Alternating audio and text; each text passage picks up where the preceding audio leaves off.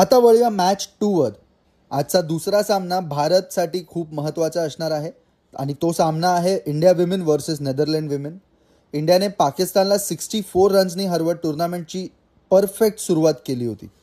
तर नेदरलँड्सला बांगलादेश विरुद्ध पराभव स्वीकारावा लागला. इंटरेस्टिंग गोष्ट म्हणजे इंडिया आणि नेदरलँड्स यांच्यामध्ये हा पहिलाच T20 सामना असणार आहे.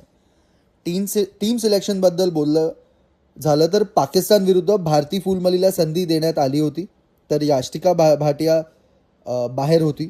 आज मॅनेजमेंट त्याच कॉम्बिनेशनसोबत जाते की काही बदल करत हे बघण्यासारखं असणार आहे. भारतकडून सर्वात मोठा फोकस असणार आहे शेफाली वर्मावर. मी गेल्या मॅचमध्ये पण सांगितलं होतं की the player to watch out for is going to be Shefali Verma.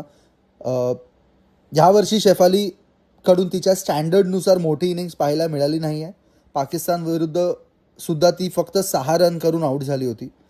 पण नेदरलँड्स विरुद्धचा हा सामना तिच्यासाठी कमबॅक करण्याची परफेक्ट संधी असेल.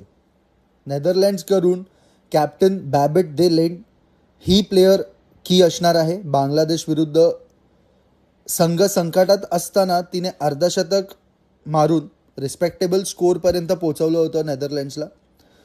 मॅच प्रिडिक्शनकडे वळूया. पेपरवर बघितलं तर इंडियाचा संघ खूप मजबूत दिसतो. बॅटिंग, बॉलिंग, एक्सपिरियन्स आणि फिल्डिंग या सर्व डिपार्टमेंटमध्ये भारत नेदरलँडपेक्षा खूप पुढे आहे. म्हणून या सामन्यात इंडिया विमेन मला असं वाटतं फेवरेट्स आहेत आणि आज जिंकणार आहेत.